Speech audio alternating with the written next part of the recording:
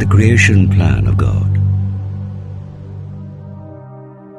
Every book has its objective, and the objective of the Quran is to make man aware of the creation plan of God. That is, to tell man why God created this world, what the purpose is of settling man on earth, what is required from man in his pre-death lifespan, and what he is going to confront after death. Man is born as an eternal creature. When God created man as such, he divided his lifespan into two periods, the pre-death period, which is a time of trial, and the post-death period, which is the time for receiving the rewards or punishment merited by one's actions during one's lifetime. These take the form of eternal paradise or eternal hell. The purpose of the Quran is to make man aware of this reality.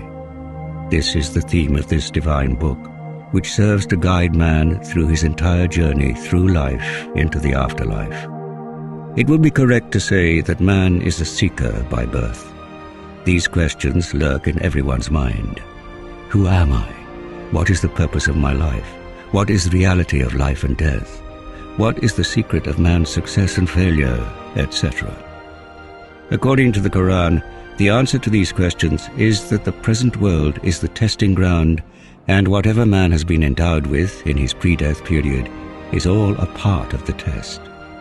The hereafter is the place where the result of the test will be taken into account by the Almighty, and whatever man receives in the life after death by way of reward or punishment will be commensurate with his deeds in this world.